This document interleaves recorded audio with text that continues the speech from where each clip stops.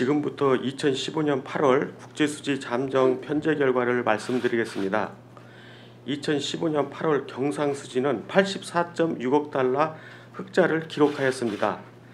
세부 항목별로 보면 상품 수지는 흑자 규모가 7월 100.5억 달러에서 8월 89.7억 달러로 축소되었고, 서비스 수지는 적자 규모가 건설 수지 흑자 축소에도 불구하고 여행 수지 개선, 운송 수지 흑자 전환 등의 영향으로 전월 19.2억 달러에서 8월 13.4억 달러로 축소되었습니다.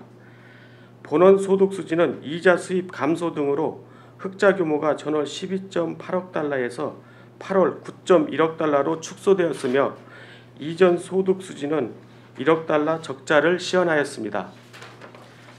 8월 중 금융계정의 유출처 규모는 전월의 102.1억 달러에서 91.2억 달러로 축소되었습니다. 직접 투자의 유출처 규모는 외국인 직접 투자가 줄어들면서 전월의 1.2억 달러에서 4.2억 달러로 확대되었습니다. 증권 투자의 유출처 규모는 거주자의 해외 증권 투자가 순회수로 전환된 데다 채권을 중심으로 외국인 증권 투자의 순유출 규모가 줄어들면서 전월의 71.5억 달러에서 23.5억 달러로 축소되었으며, 파생 금융상품은 17억 달러 유출처를 시현하였습니다.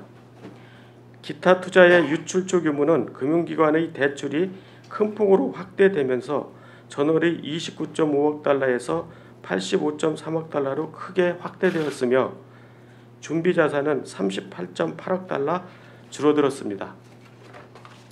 다음으로 2015년 8월 중 국제수지의 주요 특징을 말씀드리겠습니다. 상품 수출이 금년 들어 계속 감소하는 가운데 8월 중에도 11.7% 감소하였습니다. 이는 주로 국제 유가 하락에 따른 석유 제품 수출 감소, 해외 수요 부진, 가공 및 중개무역의 감소 등에 따른 것입니다.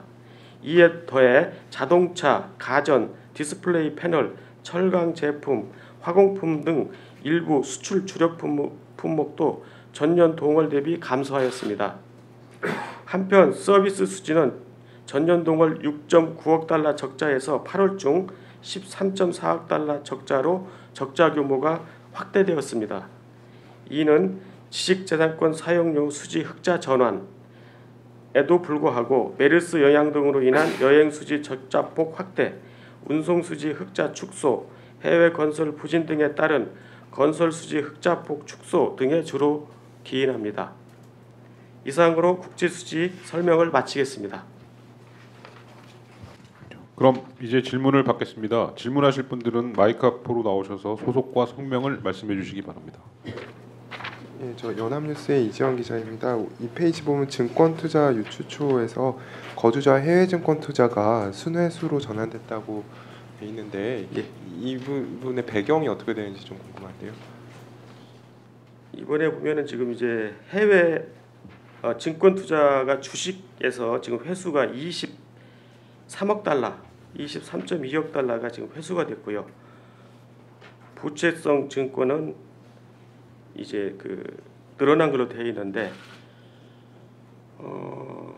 이게 주로 이제 그러니까 한마디로 거주자들의 주식, 우리가 해외 주식 사는 것들 있잖아요. 그 부분이 7월과 달리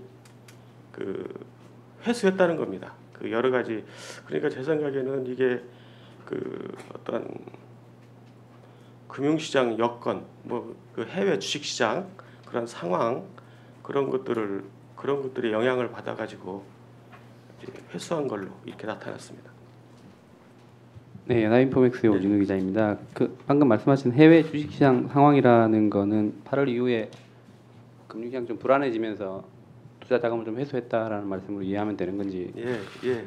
그리고 저기 금융 계정 중에 대출, 금융기관의 대출이 큰 폭으로 확대되면서 기타 투자 유출처 규모가 85억 3천만 달러라고 나와 있는데요. 이게 역대 두 번째 규모라고 제가 아침에 잠시 설명을 듣긴 했는데, 이 이유가 뭔지 좀 설명을 이제 부탁드립니다. 은행들이 대출을 단기 운용하면서 이제 이게 그러니까 어떤 구조적으로 그렇게 된 건 아니고 일시적으로 은행들의 단기 대출 운용이 늘어난 걸로 이렇게 집계가 되었습니다.